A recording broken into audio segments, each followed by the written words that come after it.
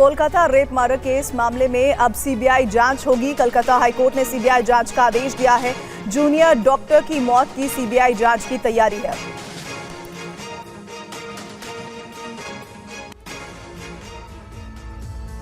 कोलकाता में महिला डॉक्टर की हत्या के मामले में सियासत भी हो रही है। ममता सरकार पर बीजेपी हमलावर है, तो वहीं पश्चिम बंगाल के कांग्रेस नेता अधीर रंजन चौधरी ने भी कानून व्यवस्था को लेकर राज्य सरकार पर सवाल उठाए हैं।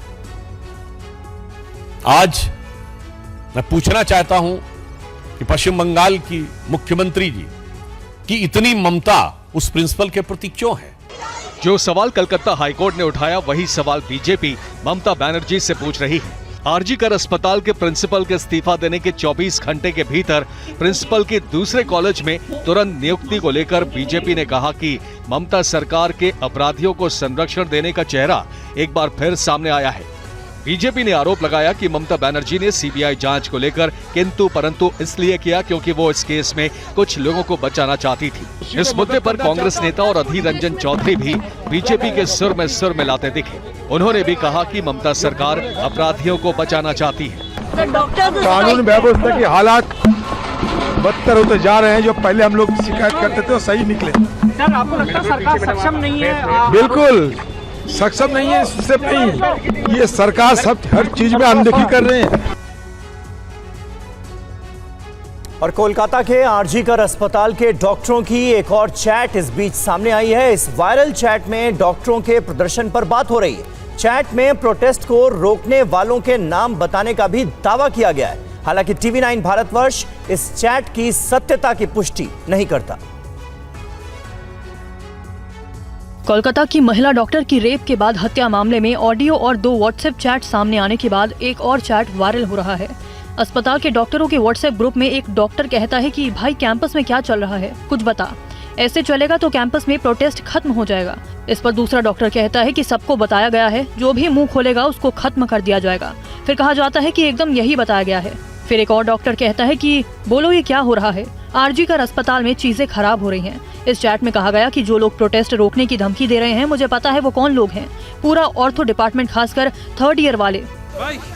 इस बीच राष्ट्रीय महिला आयोग की टीम हत्याकांड की जांच के लिए आरजी कर अस्पताल पहुंची है। व्हाट्सएप चैट के वायरल होने के बाद 4 जूनियर डॉक्टरों को पुलिस ने समन भेजकर पूछताछ के लिए बुलाया है। इसके अलावा अस्पताल के HOD, male female nurse, group D staff को भी समन भेजा गया है।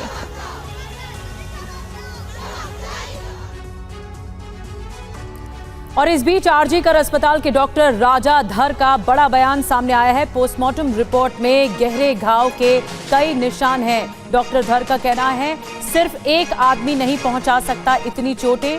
ये भी डॉक्टर धर का बयान सामने आया। अभी पोस्टमार्टम की प्रारंभिक रिपोर्ट आई है। वारदात में 2 से 3 लोग शामिल हो सकते हैं, ये भी आशंका डॉक्टर धर की तरफ से जताई गई है। आरजी कर हॉस्पिटल के डॉक्टर के रेप और मर्डर केस में कहीं ऐसे सनसनीखेज सामने आ रहा है जिसको लेके मीडिया में स्पेकुलेशन हो रहा है, जिसको लेके हम बातचीत कर रहे हैं। लेकिन हमारे साथ डॉक्टर राजा धौर हैं जो इनके ये जो रिपोर्ट आया है इनके बारे में बातचीत करेंगे हमारे साथ। सर, सबसे पहले तो जानना चाहेंगे ये जो रिपोर्ट, प्रिलिमिनरी रिपोर्ट सामने आया है, क्या लगता है ये रिपोर्ट से आपको? क्या ये कहीं पे गैंगरेप का घटना है? देखिए, प्रिलिमिनरी रिपोर्ट तो आया है, बट मैं और मेरे ख्याल से किसी को फाइनल रिपोर्ट का अभी तक पता नहीं है। तो एक हाथ से लिखा हुआ रिपोर्ट मेरे पास आया है। आप लोगों ने भी देखा होगा, हमारे दर्शक लोगों ने भी देखा होगा। The report points out multiple injuries, बहुत सारी इंजरीज हैं ऊपर से नीचे तक। और एक एडिशनल रिपोर्ट आया है जिसमें बोला गया है कि पेल्विस में भी एक फ्रैक्चर है। अब ये सारी रिपोर्ट्स अनसब्सटैंशिएटेड हैं।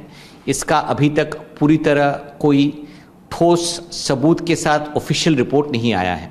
मगर हम लोग ये जो रिपोर्ट हमारे पास है उसके बेसिस पे जाएं तो लगता है कि ये कितना भी शक्तिशाली हो मगर एक आदमी के लिए या पूरी तरह करना बहुत मुश्किल है। लगता है कि 1 से 2 या 3 लोग होने की संभावना है।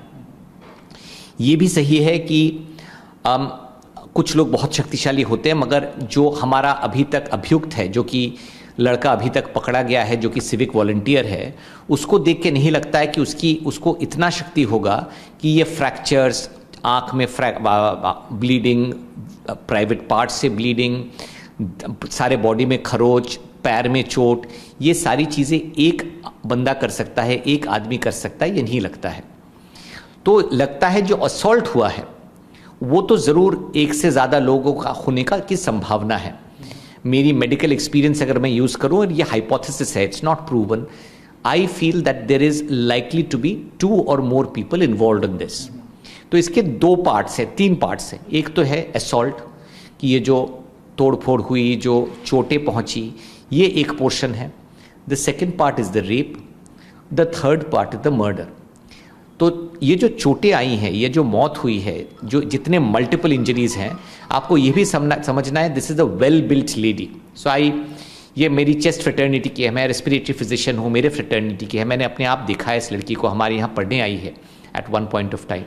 सो I know the girl, she is well build, she should be able to defend herself, अपने आप को प्रोटेक्ट करने की शक्ति इस लड़की में होना चाहिए।